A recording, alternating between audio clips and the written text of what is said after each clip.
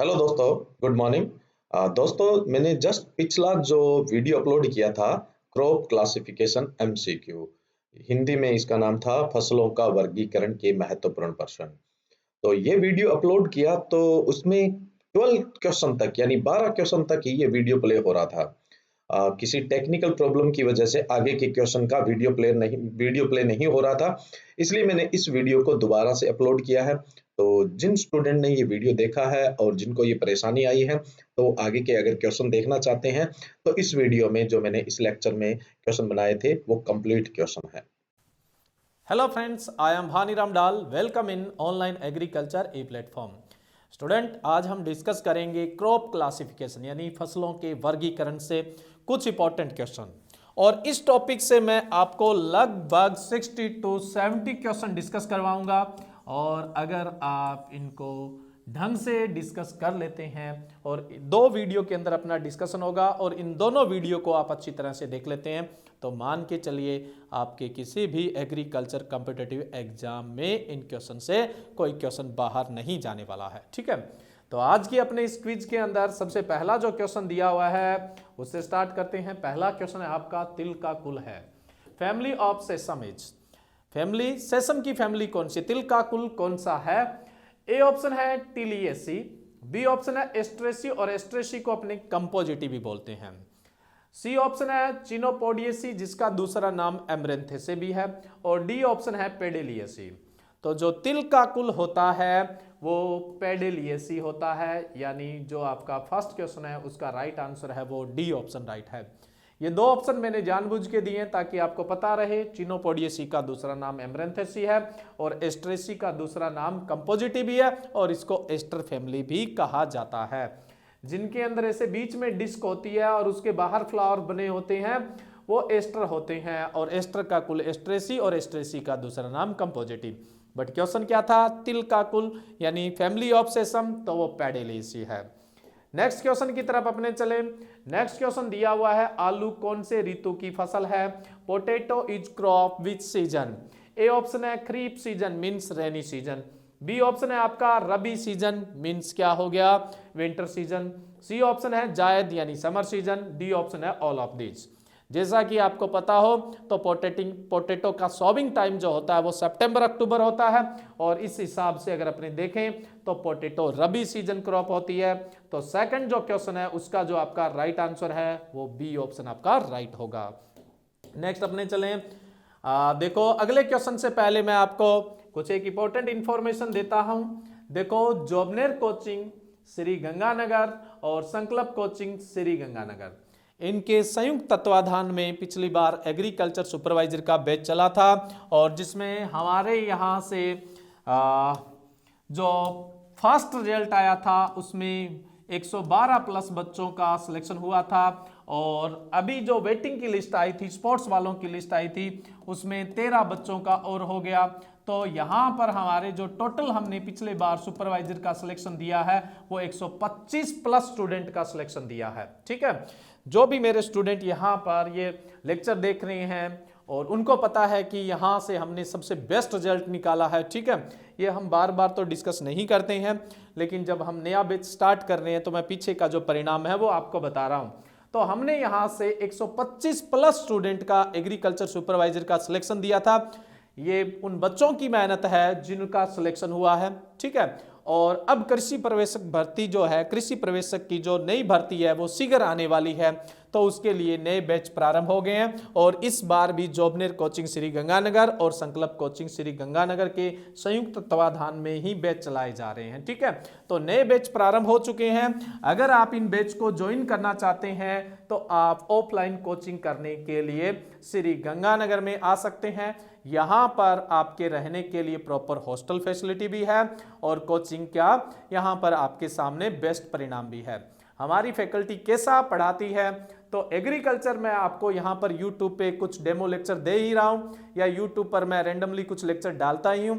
तो एग्रीकल्चर जो पढ़ाने का लेवल है वो आपके सामने है और आप हिंदी जीके का लेवल देखना चाहते हैं तो संकल्प कोचिंग श्री गंगानगर का भी यूट्यूब चैनल बना हुआ है और उस यूट्यूब चैनल पर आप विजिट करके आप देख सकते हैं कि वहाँ के टीचर हैं उनका लेवल किस तरह का है और हम इस बात की श्योरिटी देते हैं, अगर हम जिस तरह से आपको पढ़ाते हैं और जो गाइडलाइन आपको देते हैं, अगर आप उसके अनुरूप चलते हो तो आपका सिलेक्शन कोई नहीं रोकने वाला है। ठीक है, तो कृषि प्रवेशक के नए बैच प्रारंभ हो चुके हैं और आप ज़्यादा जानकारी चाहते हैं तो ये दिए गए नंबर है, इन पर व्हाट्सअप कर सकते हैं, फ़ोन कॉल कर सकते हैं और ज़्यादा इंफॉर्मेशन ले सकते हैं।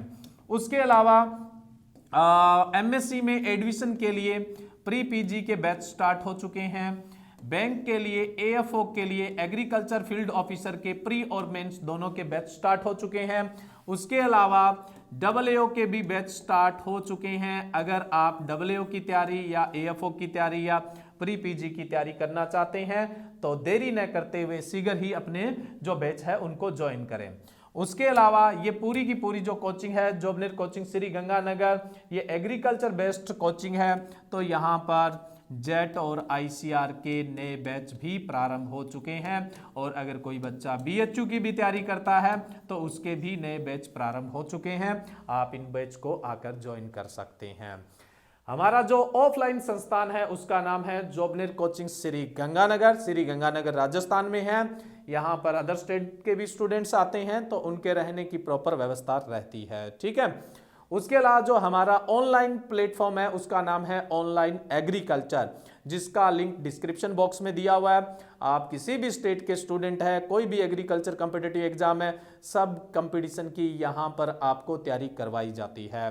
तो ऑनलाइन पढ़ने के लिए आज ही डाउनलोड करें ऑनलाइन एग्रीकल्चर ई प्लेटफॉर्म। ठीक है, जो पूरे इंडिया में सबसे ज़्यादा एग्रीकल्चर के कोर्सेज करवाने वाला एक ई प्लेटफॉर्म है, वो भी परिणाम के साथ, वो भी रिजल्ट के साथ। ठीक है, तो जो भी स्टूडेंट कोचिंग ज्वाइन करना चाहते हैं, अब बहुत सारे स्टूडेंट कमेंट्स करते हैं कि सर कॉन्टैक्ट नंबर प्रोवाइड करवाइए, तो ये यहाँ पर कॉन्टैक्ट नंबर नीचे दिए हुए हैं, आप इन पर व्हाट्सअप कर सकते हैं या फोन कॉल कर सकते हैं। ठीक है, दूसरा, अब मैंने यहाँ पे ये डाल दिया कृषि प्रवेशक के नए बैच प्रारंभ होने वाले हैं।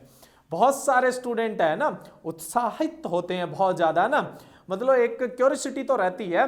वो स्टूडेंट कमेंट करते हैं सर भर्ती कब आने वाली है, सर भर्ती कब आने वाली है। तो देखिए स्टूडेंट्स, एक चीज का ध्यान रखिए, भर्ती निकालना गवर्नमेंट का काम है, मैंने पहले ही बताया था। और झूठ मैं बोलूंगा नहीं, क्यों? क्योंकि मुझे ये नहीं पता कि जो एग्जैक्ट डेट है भर्ती आने की वो क्या है, इसलिए मैं कुछ नहीं कहूंगा। भर्ती आने को 4 दिन में भी आ सकती है और 2 महीने भी लग सकते हैं। मैं उस तरह से नहीं बोलूंगा। कुछ जगह पे आपने देखा होगा नवंबर में भर्ती निकाल दी थी, बोले नवंबर में पक्की है, फिर दिसंबर में पक्की है, फिर 5 जनवरी तक पक्की है, फिर जनवरी में पक्की है। तो ऐसा काम मुझसे नहीं होगा। वैकेंसी जब आएगी, नोटिफिकेशन आएगा या फिर मुझे कोई एक्चुअल डेट पता लगती है तो मैं आपके साथ शेयर करूंगा। अदरवाइज कोई भी एक अनुमानित मैं आपको कोई चीज नहीं बताने वाला जिससे मेरा फायदा हो कि बैच बड़े बन जाए, बैच बहुत ज्यादा बन जाए या ऑनलाइन कोर्स बहुत ज्यादा सेल हो जाए। अगर क्वालिटी होगी तो वो तो वैसे ही सेल होने है ना, अगर क्वालिटी होगी तो ऑफलाइन स्टूडेंट यहाँ हमारे आने ही आने हैं। तो वैकेंसी का मुझे कोई आइडिया नहीं है कि डेट क्या है। अब बहुत सारे स्टूडेंट का कॉल आते हैं, सर आप तो कोचिंग वाले हैं, आपको कुछ तो आइडिया होगा। वो जबरदस्ती पुश करते हैं, जबरदस्ती प्रेशर बनाते हैं भी मैं कुछ तो बोलूं या कोई कोचिंग वाला कुछ तो बोले। अरे आप गलत बोलने के लिए मत उकसाइए, बहुत सारे बच्चों का नुकसान होता है।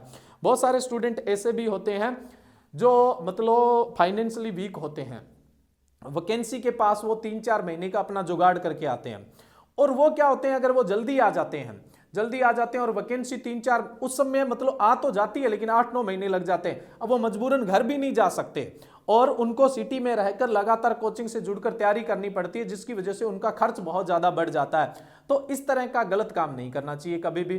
ठीक है, तो वैकेंसी की जिस दिन डेट आएगी मैं आपको क्लियर कर दूंगा। हाँ देखो, बैच स्टार्ट हो रहे हैं, इसका एक फायदा यही होता है कि आप अगर एबल है तो आपको समय से बैच ज्वाइन करने चाहिए, जिससे आपकी जो तैयारी होती है वो बहुत बेस्ट तैयारी होती है। आपको भी पता है कि आजकल बेरोजगारी बहुत है, कंपटीशन बहुत ज़्यादा होता है, तो आपको एक ढंग से तैयारी, जितना जल्दी आप तैयारी में जुट जाएंगे, जितनी अच्छी तैयारी करेंगे, परिणाम आपके पक्ष में जाएगा। लेकिन यहाँ पे मैंने दूसरा कारण भी बताया था ना, कुछ स्टूडेंट होते हैं जो ज़्यादा खर्च करने के लिए एबल नहीं होते हैं, तो वो उस परेशानी में पड़ जाते हैं झूठ बोलने की वजह से। तो जब आप क्लियर करके कोई चीज चलते हैं, अभी मैं बोल देता हूं मुझे कुछ पता नहीं है कि वैकेंसी कब आएगी, अगर आप एबल है एग्जाम तक यहां रुकने के लिए तो आपको आना चाहिए, ठीक है। अगर आप मेरी बात पे मैं बोल दूं कि मई में एग्जाम और एग्जाम चला जाए अक्टूबर में, तो 3 महीने का तो उन स्टूडेंट का नुकसान हो गया ना। भी आप एबल है तो आपको बैच ज्वाइन करना चाहिए, ये मेरी प्राइमरी एडवाइस है, ठीक है। अगर आप एबल नहीं है तो आप फिर अपने हिसाब से मैनेज करेंगे। इसलिए मैं आपको क्लियर बोल रहा हूं, वैकेंसी की डेट मुझे नहीं पता है, एक्चुअल में किसी को भी नहीं पता है, एक्चुअल में किसी को भी नहीं पता है। पता होती तो नवंबर में लोगों ने दावा किया था, दिसंबर में दावा किया था, 5 जनवरी का दावा किया था, 26 जनवरी से पहले पहले का दावा किया था, अब तक तो भर्ती आ जाती, अगर दावों से भर्ती आती तो, ठीक है। तो अफवाहों में मत जाइए। हाँ, इस बात की श्योरिटी है, नजदीकी भविष्य में भर्ती आने वाली है, नजदीक भविष्य में। वो नजदीक भविष्य 4 दिन भी हो सकता है और 4 महीने भी हो सकते हैं, 4 दिन भी हो सकता है, 4 महीने जैसे लगने जैसा टाइम मुझे लगता नहीं लग जाए, लेकिन श्योरिटी भी नहीं है कि लगे या नहीं लगे। पिछली बार भर्ती आने के बाद भी धीरे धीरे धीरे धीरे 8-9 महीने 1 साल का टाइम खिंच गया था, आपको पता हो तो ना। तो इस भर्ती को लेकर आप झंझट में मत पड़िए, और मुझे खास करके ये मत बोलिए सर आपको तो कुछ आइडिया होगा, जी नहीं, कोई आइडिया नहीं है। जिस दिन आइडिया होगा उस दिन मैं क्लियर कट बोलूंगा, वैकेंसी आ गई है, इस तारीख को विज्ञप्ति जारी हो जाएगी, विज्ञप्ति जारी हो जाएगी, मैं क्लियर बोल दूंगा, आप उसके लिए निश्चित रहिए, ठीक है। तो अपने को ऐसी बातें नहीं करनी है। जो मुझे कोचिंग के बारे में इंफॉर्मेशन बतानी थी, भी हमारे ये बैचेस स्टार्ट हो गए, वो मैंने बता दिया। और मैंने बताया था अपने तो फ्री में ऐड भी नहीं करते, उस दिन कुछ ना कुछ आपको क्वेश्चन दे के ही जाते हैं, आपका कुछ ना कुछ फायदा करके ही जाते हैं। तो 2 क्वेश्चन अपने डिस्कस हो गए हैं, नेक्स्ट क्वेश्चन की तरफ डिस्कस करते हैं। काम की चीज है, अगर आप तैयारी करना चाहते हैं तो तैयारी में जुट जाइए, रिजल्ट आपके पक्ष में आएगा। जितना ज्यादा तैयारी करेंगे, जितनी जल्दी आप तैयारी स्टार्ट कर देंगे, इस बात को गांठ बांध लीजिए। और बैचेस स्टार्ट हो गए हैं, बैच ज्वाइन करना है तो आप हमारे ऑफलाइन कोचिंग संस्थान के साथ भी जुड़ सकते हैं, ऑनलाइन ई प्लेटफॉर्म के साथ भी जुड़ सकते हैं। जिस तरह की आपकी सुविधाजनक कोई भी चीज रहती है उसके हिसाब से, है ना। नेक्स्ट मैं बात करूं, अगला क्वेश्चन है गन्ना है, शुगर केन है। ये इन्होंने यहां पर उसके जीवन काल के आधार पर क्वेश्चन पूछा है जी। गन्ना 1 वर्षीय एनुअल है, बी ऑप्शन है द्विवर्षीय बाई एनुअल है, सी ऑप्शन है बहुवर्षीय पेरिन्यूअल्स है, और डी ऑप्शन है उपरोक्त सभी ऑल ऑफ दिस। तो देखो, गन्ना अपने खेत में तने के लिए लगाते हैं, तब भी 1 साल लग जाता है, और जो अर्धसली क्रॉप होती है उसमें 1.5 साल लग जाता है, तो बहुवर्षीय, स्वाभाविक सी बात है, सी ऑप्शन राइट है। जो गन्ना है वो क्या है, बहुवर्षीय। एक सीजन में, एक ऋतु में जो अपना जीवन पूरा करता है वो 1 वर्षीय। जो 2 ऋतुएं ले लेता है, एक ऋतु में तो अपने वानस्पतिक वृद्धि पूरी करता है, दूसरे में अपनी प्रजनक अवस्था। प्रजनक अवस्था बोले तो पुष्प आएंगे, फल आएंगे, वो प्रजनक अवस्था। तो एक सीजन में तो वानस्पतिक वृद्धि पूरी करेगा, दूसरे में प्रजनक अवस्था पूरी करेगा, तो उसको बोलते हैं द्विवर्षीय। जो 2 सीजन लेता है और 2 से ज्यादा सीजन ले लेता है वो पेरिन्यूअल्स यानी बहुवर्षीय होता है। साल में मोटी मोटी 3 ऋतुएं होती है, एक कौन सी, वर्षा ऋतु, दूसरी शरद ऋतु और तीसरी ग्रीष्म। अगर एग्रीकल्चर कैलेंडर के हिसाब से बोलूं तो खरीफ, रबी और जायद। तो गन्ना कौन सा होता है, बहुवर्षीय होता है, पेरिन्यूअल्स क्रॉप होता है, ठीक है। नेक्स्ट अपने बात करें, निम्न में से सर्वाधिक क्षारीय सहनशील है। जो नीचे दिए गए हैं उनमें सबसे ज्यादा क्षारीय सहनशील कौन सी है, which one is highly alkaline tolerant. Alkaline soil के लिए सबसे ज्यादा टॉलरेंट कौन सी होती है। ए ऑप्शन है बार्ले यानी जौ, बी ऑप्शन है आपका कद्दू वर्गीय सब्जियां यानी कुकर बिट्स, सी ऑप्शन है गेहूं यानी व्हीट, और डी ऑप्शन है बाजरा यानी मिलेट। इन सब क्रॉप में सबसे ज्यादा जो बेसिक सॉइल के लिए या एल्केलाइन सॉइल के लिए टॉलरेंट होती है वो जो होता है बार्ले होता है। तो इस क्वेश्चन का जो आपका राइट आंसर है वो ए ऑप्शन राइट है, यानी 4th का जो राइट आंसर है वो आपका ए ऑप्शन राइट है। नेक्स्ट क्वेश्चन की तरफ अपने बढ़े, तो नेक्स्ट क्वेश्चन है अपना कवर क्रॉप है, कवर फसल है। कवर क्रॉप कौन सी होती है, जो मिट्टी पर फैलकर बढ़ती है। जो मिट्टी पर फैलकर बढ़ती है उसको अपने क्या बोल देते हैं, कवर क्रॉप बोल देते हैं। जो मिट्टी को बांध के रखती है, मिट्टी को कटने नहीं देती है, यानी सॉइल इरोजन को चेक करती है, सॉइल इरोजन को रोकती है, तो वो फसल कौन सी है। ए ऑप्शन दिया हुआ है मूंग यानी ग्रीन ग्राम, बी ऑप्शन दिया हुआ है कद्दू वर्गीय यानी कुकर बिट्स, सी ऑप्शन दिया हुआ है व्हीट यानी गेहूं, और डी ऑप्शन दिया हुआ है बाजरा यानी मिलेट। तो देखो, इनमें से जो कवर क्रॉप है, जो मिट्टी पर फैल के या मिट्टी को बांध के रखती है, वो ग्रीन ग्राम है। यानी जितनी भी लेग्यूम क्रॉप्स होती है वो सारी की सारी कवर क्रॉप होती है, और कवर क्रॉप को अपने मर्दा रक्षित फसलें बोल देते हैं। तो लेग्यूम भी कवर क्रॉप होती है और ग्रासेस भी कवर क्रॉप होती है, ठीक है, जिनको अपने मर्दा रक्षित क्रॉप भी बोल देते हैं, यानी सॉइल कंजर्वेटिव क्रॉप्स भी बोल दिया जाता है। तो 5वें का जो राइट आंसर है वो कौन सा ऑप्शन राइट है, यहाँ पे ए ऑप्शन आपका राइट है। नेक्स्ट क्वेश्चन की तरफ बढ़े तो नेक्स्ट क्वेश्चन दिया हुआ है अनानास है, पाइनएप्पल इज। पाइनएप्पल फोटोसिंथेसिस के हिसाब से, प्रकाश संश्लेषण के हिसाब से है। ए ऑप्शन है C3, बी ऑप्शन है C4, डी ऑप्शन है केम प्लांट, सी ऑप्शन है केम प्लांट और डी ऑप्शन है इनमें से कोई सा नहीं, नन ऑफ दिस। तो अनानास क्या है, C3, C4 या फिर केम प्लांट? देखो पाइनएप्पल जो है, अनानास है, वो केम प्लांट होता है। 6 का जो राइट ऑप्शन है वो आपका सी ऑप्शन राइट है। 6 का जो राइट ऑप्शन है वो कौन सा है, सी ऑप्शन राइट है। नेक्स्ट क्वेश्चन की तरफ बढ़े तो आपका नेक्स्ट क्वेश्चन है ज्वार है, सोरगम इज। सोरगम क्या है, short day plant, long day plant, mid day plant और डे न्यूट्रल प्लांट। सोरगम कैसा है अभी, ये सोरगम कौन सी कैटेगरी में आता है, शॉर्ट डे के अंदर आता है या लॉन्ग डे के अंदर आता है या मिड डे प्लांट में आता है या डे न्यूट्रल प्लांट में आता है? तो सोरगम जो ज्वार होता है वो शॉर्ट डे प्लांट होता है, ए ऑप्शन राइट होगा। खरीफ की जो अधिकांश फसलें होती है वो शॉर्ट डे प्लांट ही होती है। खरीफ की जो अधिकांश फसलें हैं, और ज्वार भी आपको पता हो तो खरीफ की फसल है, तो इस क्वेश्चन का जो राइट आंसर होगा ए ऑप्शन। खरीफ की अधिकांश फसलें शॉर्ट डे, रबी की अधिकांश फसलें लॉन्ग डे प्लांट होती है, ठीक है। नेक्स्ट चलते हैं अपने अगले क्वेश्चन की तरफ। अगला क्वेश्चन है अपना, निम्न में से उथली जड़ वाली फसल है। निम्न में से उथली जड़ वाली फसल है, which one is shallow rooted crop? Which one is shallow rooted crop? इनमें से सेलो रूटेड क्रॉप कौन सी है? ए ऑप्शन है गेहूं यानी वीट, बी ऑप्शन है भिंडी यानी ओकरा, सी ऑप्शन है कद्दू यानी कुकर बीट्स और डी ऑप्शन है उपरोक्त सभी, ऑल ऑफ दीज। तो इनमें से उथली जड़ वाली कौन सी है? देखो जड़ों की गहराई के हिसाब से, रूट की डेप्थ के हिसाब से अपने जो क्रॉप्स होती है उसको अपने सेलो रूटेड उथली जड़ वाली, या मीडियम जो रूट होती है यानी मध्यम जड़ वाली, और डीप रूटेड यानी गहरी जड़ वाली, इस तरह से अपने वर्गीकरण करते हैं। वैसे जनरली 5 तरह का वर्गीकरण करते हैं। तो इनमें सबसे ज्यादा उथली जड़ वाली फसल कौन सी है? तो सबसे उथली जड़ वाली इनमें से कौन सी है? वीट। जैसे वीट है, बार्ले है और ओएट है, यानी गेहूं, जो जई, इनकी रूट बहुत छोटी होती है, तो ये उथली जड़ों वाले में आते हैं। तो इसका जो राइट आंसर है वो कौन सा ऑप्शन राइट होगा? यहाँ पे ए ऑप्शन आपका राइट होगा।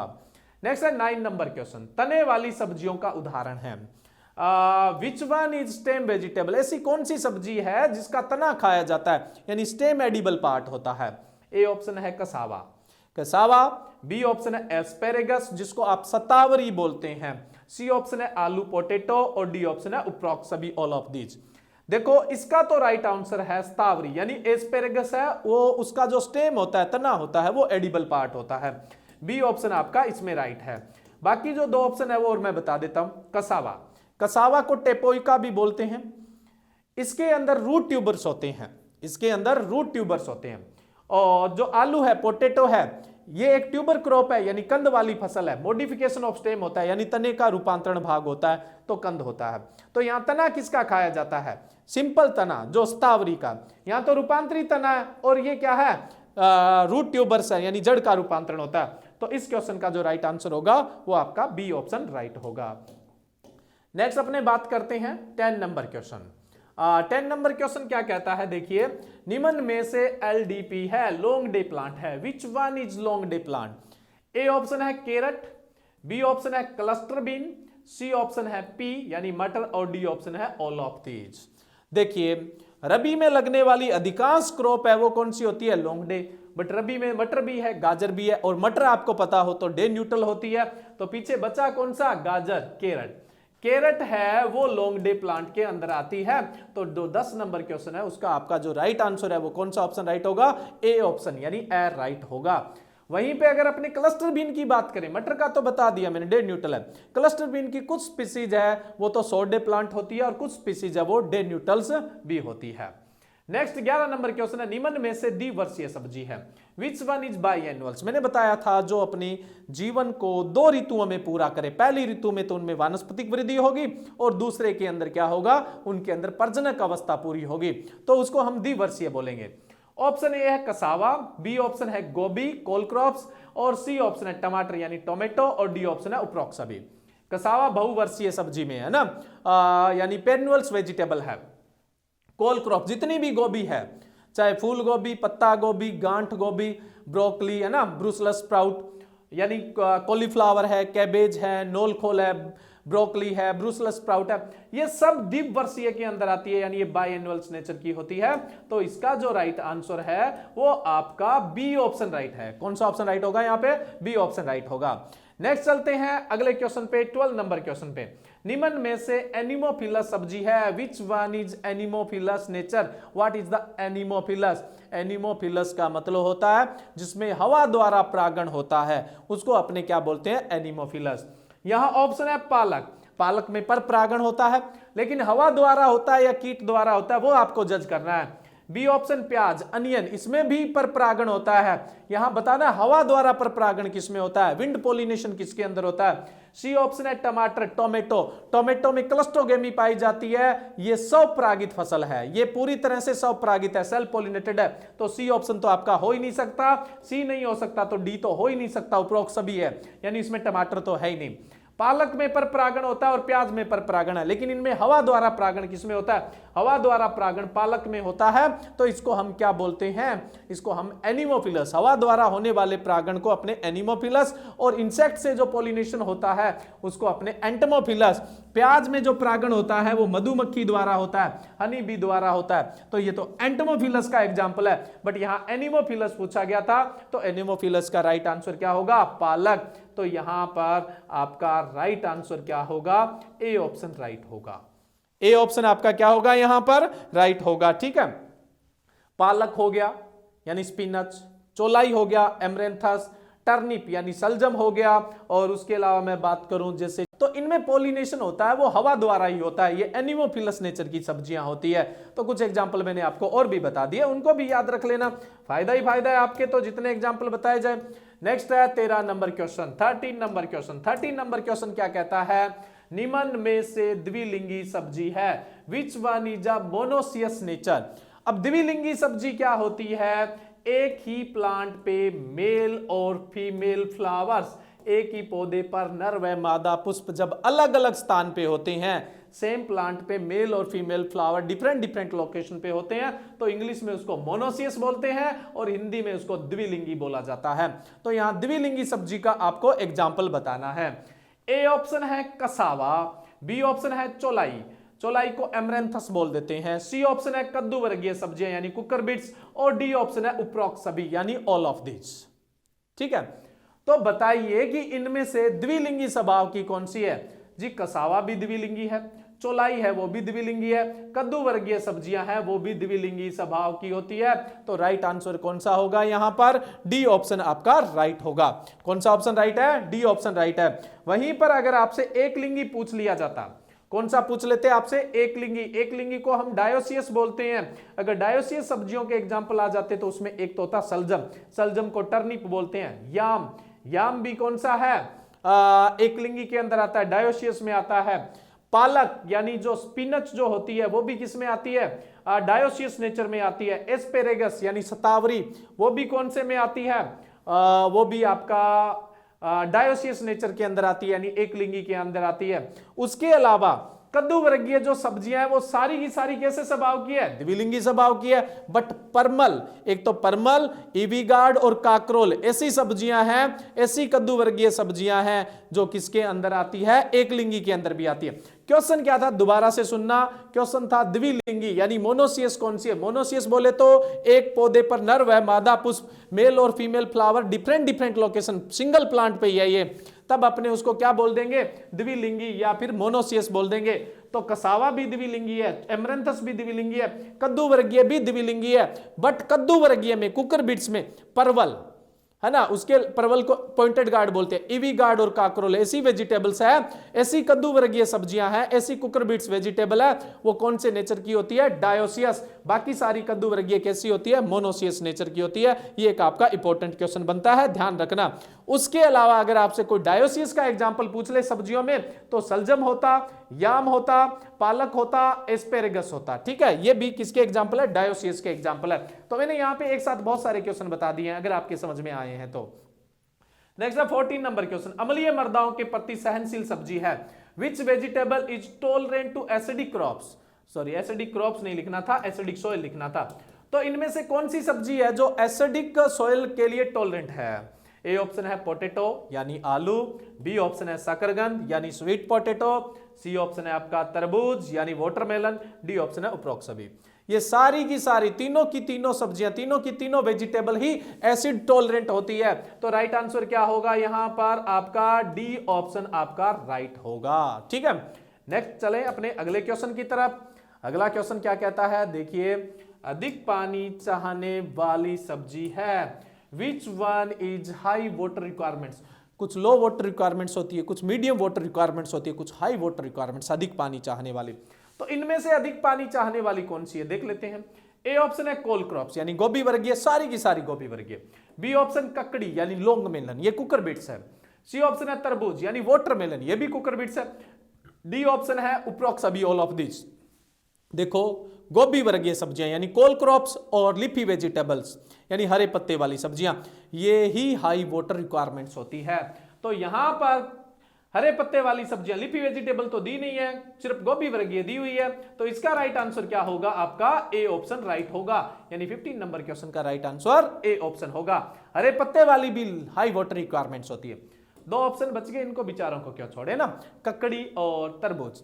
मोस्ट ऑफ जो कुकर बीट्स होती है, कद्दू वर्गीय सब्जियां होती है, लो वाटर रिक्वायरमेंट्स होती है, यानी कम पानी चाहने वाली सब्जियां होती है। ठीक है, ये हो गए 15 क्वेश्चन। नेक्स्ट अपने चलते हैं 16 नंबर क्वेश्चन। सिनी ग्रीन जहरीला तत्व पाया जाता है। सिनी green is toxic compound found इन। सिनी ग्रीन एक जहरीला तत्व है, कौन सी वेजिटेबल्स में देखने को मिलेगा। ए ऑप्शन है गोभी वर्गीय सब्जियां यानी कोल क्रॉप्स, बी ऑप्शन है तरबूज यानी वाटरमेलन में, सी ऑप्शन बैंगन यानी ब्रिंजल के अंदर, और डी ऑप्शन है ऑल ऑफ दीज, इन सभी के अंदर। देखो, सिनी ग्रीन जो पॉइजनस कंपाउंड है वो क्रूसीफेरी फैमिली में ही देखने को मिलता है। क्रूसीफेरी का दूसरा नाम ब्रेसिकेसी और तीसरा नाम सरसोंकुल होता है। तो यहाँ क्रूसीफेरी का प्लांट कौन सा है, कोल क्रॉप्स है। तो यहाँ राइट आंसर क्या होगा आपका, ए ऑप्शन राइट होगा। 16 नंबर का जो राइट आंसर है वो कौन सा है, ए ऑप्शन आपका राइट है। ठीक है, नेक्स्ट चलते हैं अपने अगले क्वेश्चन की तरफ। अगला क्वेश्चन है, सोलिड सोडिन जहरीला तत्व पाया जाता है, यानी सोलिड सोडिन is toxic compound found in. ये नेचुरली टॉक्सिक कंपाउंड होते हैं जो वेजिटेबल्स में या किसी क्रॉप्स में देखने को मिलते हैं ना। जैसे आप धुरीन पढ़ते हो ज्वार के अंदर, है ना, HCN जिसको पढ़ते हैं, तो वो भी तो नेचुरली ही क्या होता है, सिंथेसाइज। वैसे ही बहुत सारे वेजिटेबल में कुछ नेचुरली जहरीले तत्व यानी कुछ नेचुरली सिंथेसाइज पॉइजनस कंपाउंड होते हैं। तो यहाँ पे सोलोसोडिन्स पूछा गया है। तो सोलोसोडिन्स किस में होता है, कोल क्रॉप्स गोभी वर्गीय सब्जियां, बी ऑप्शन वाटरमेलन यानी तरबूज, सी ऑप्शन बैंगन यानी ब्रिंजल, और डी ऑप्शन है उपरोक्त सभी, ऑल ऑफ दीज। देखिए, इसका तो राइट आंसर होगा बैंगन, ब्रिंजल। ब्रिंजल को अपने एग प्लांट भी बोलते हैं ना। सी ऑप्शन राइट होगा इस क्वेश्चन का आपका। ठीक है, सोलेसोडिन जो जहरीला तत्व होता है वो बैंगन में देखने को मिलता है।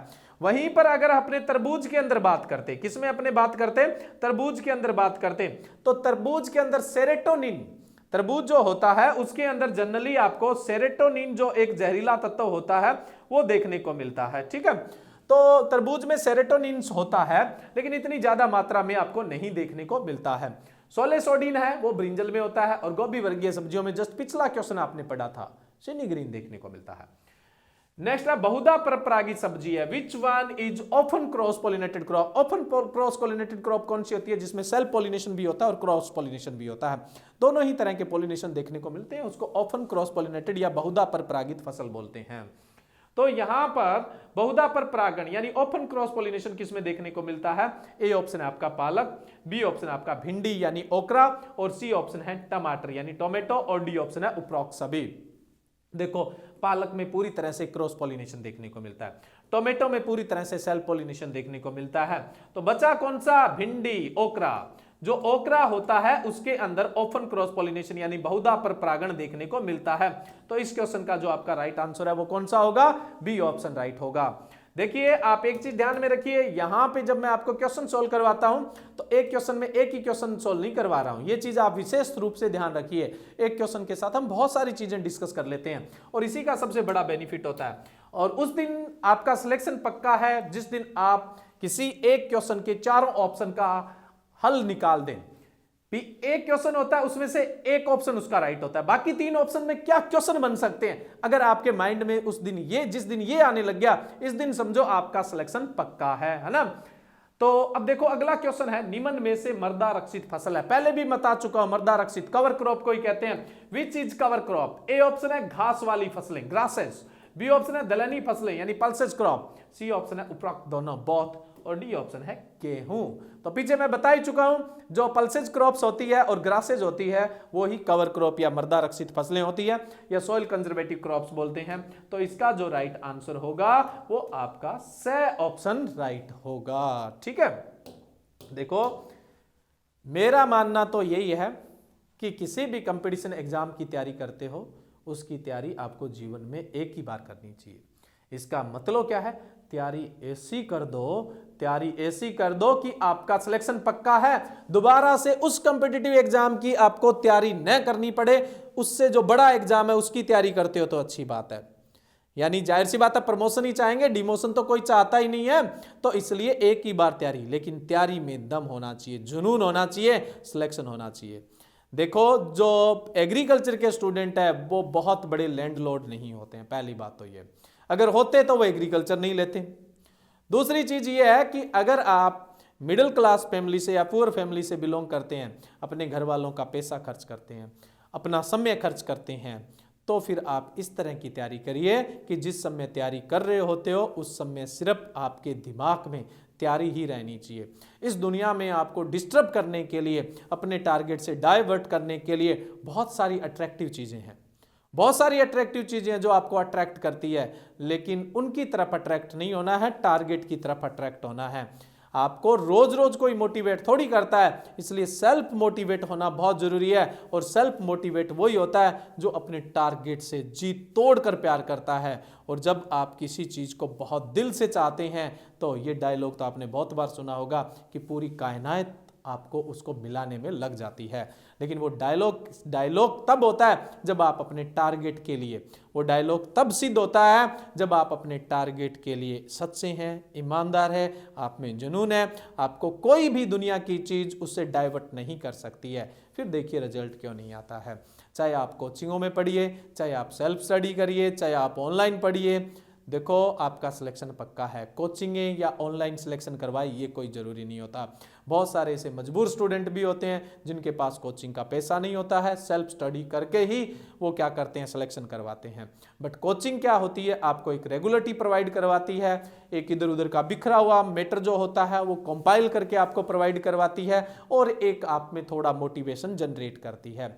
लेकिन जिसमें सेल्फ मोटिवेशन है, जिसके खुद के अंदर पोटेंशियल है, तो वो खुद भी तो करते ही हैं, बहुत सारे स्टूडेंट करते हैं। कोचिंग है बस, या फिर कोई भी आप किसी भी ऑनलाइन प्रिपरेशन कर रहे हैं या कोचिंग प्रिपरेशन कर रहे हैं, वो आपके एक रूटीन को फेवर करते हैं, वो आपको मोटिवेट करते हैं। जब आप घर में अकेले बैठे होते हैं तब आप किसके साथ कंपटीशन करेंगे आपको पता नहीं होता। कोचिंग में एक इन्वायरमेंट जनरेट हो जाता है, लेकिन इसका मतलब ये नहीं होता कि आप सेल्फ करके भी नहीं कर सकते हैं, आप में पोटेंशियल होनी चाहिए। मैं ये बात बोल रहा हूँ, एक हम यहाँ कोचिंग संचालक है तो जाहिर सी बात है ये बात हो सकता है हमारे पास स्टूडेंट आने से हमें रोके या हमारा कुछ लॉस भी हो, लेकिन वास्तविकता तो यही है और जो वास्तविकता है वही मैं आपको बता रहा हूँ। ठीक है, नेक्स्ट अगले क्वेश्चन की तरफ अपने चले। अगले क्वेश्चन है मैचिंग के, 4 क्वेश्चन दिए हुए हैं, फैमिली से रिलेटेड है, कुल से रिलेटेड है। यहां सबसे पहला कुल दिया हुआ है U4BAC। U4BAC कौन कौन सी क्रॉप का कुल है? ए ऑप्शन है शकरकंद यानी स्वीट पोटैटो, बी ऑप्शन है धनिया यानी कोरिएंडर, जीरा यानी क्यूमिन, गाजर यानी कैरेट और सौंफ यानी फेनल्स। सी ऑप्शन है आपका अरंडी यानी केस्टर, रतनजोत यानी जेट्रोफा और कसावा यानी कसावाई। डी ऑप्शन है आपका प्याज यानी अनियन और लहसुन यानी गार्लिक। तो U4BAC इनमें से कौन सी क्रॉप ग्रुप का, कौन सी फसल समूह का कुल है? तो U4BAC जो है वो अरंडी, रतनजोत और कसावा का कुल है। अरंडी, रतनजोत और कसावा का 20 नंबर क्वेश्चन का राइट आंसर सी है। उसके अलावा U4BAC आंवले का कुल भी है, यानी ओनला का भी फैमिली है। ठीक है, नेक्स्ट है कॉन्वोलुलेसी। कॉन्वोलुलेसी किसका कुल है? ऑप्शन सेम के सेम ही है आपके सामने। तो कॉन्वोलुलेसी जो कुल है वो शकरकंद यानी स्वीट पोटैटो का कुल है, यानी 21 का जो राइट आंसर है वो कौन सा है? ए ऑप्शन आपका राइट है। नेक्स्ट है एमारिलिडिएसी। एमारिलिडिएसी का दूसरा नाम होता है एलिएसी। एलिएसी इनमें से कौन सी फसल समूह का कुल है? कौन सी फसल समूह का कुल है? तो बताइए एमारिलिडिएसी या फिर एलियेसी कौन सी फसल समूह का कुल है? तो ये है आपका प्याज और लहसुन का। इसके अलावा जो लीक और सैलोट होते हैं, लीक और सैलोट दो और सब्जियां होती है, उनका कुल भी एमारिलिडिएसी या फिर एलियेसी ही होता है। नेक्स्ट है अगला अम्बेलिफेरी या एपीएसी। अम्बेलिफेरी का दूसरा नाम एपीएसी भी होता है। तो एपीएसी कौन सी फसल समूह का कुल है?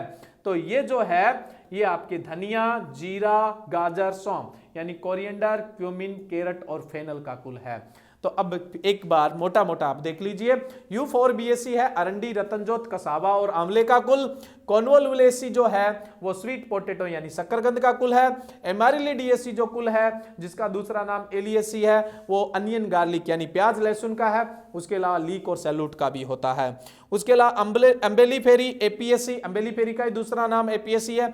ये किसका कुल है? ये धनिया, जीरा, गाजर, सौंफ यानी कोरिएंडर, क्यूमिन, कैरट और फेनल की फैमिली है। ठीक है, ये हो गए अपने 23 क्वेश्चन। नेक्स्ट अपने चलते हैं 24 से 27 नंबर क्वेश्चन की तरफ। मैचिंग में यहाँ बायलिंगुअल नहीं दिया हुआ है लेकिन बता दूंगा मैं।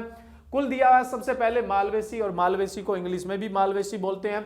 यहाँ कौन सी क्रॉप ग्रुप यानी कौन से फसल समूह का कुल है? ए ऑप्शन है अदरक और हल्दी यानी जिंजर और टर्मरिक।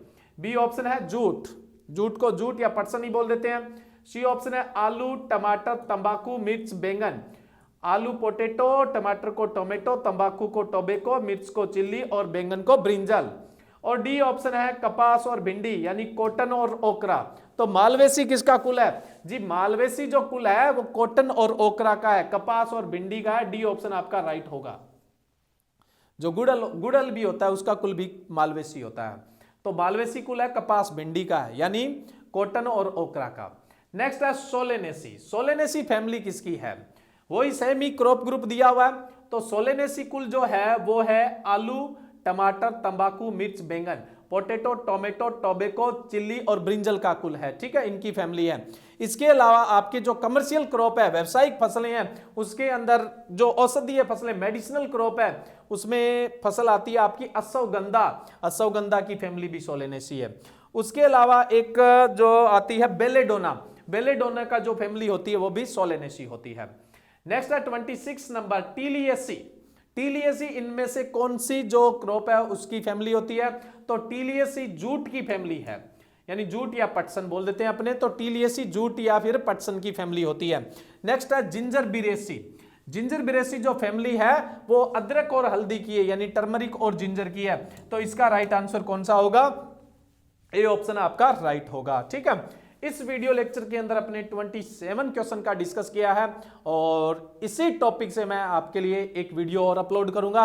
कोशिश करेंगे उसमें ज्यादा से ज्यादा क्वेश्चन कवर करें, बट एटलीस्ट 35 क्वेश्चन तो कम से कम अपने कवर उसके अंदर करेंगे ही। तो अपने क्रॉप क्लासिफिकेशन से जो इंपॉर्टेंट क्वेश्चन होंगे वो सारे इसमें आ जाएंगे।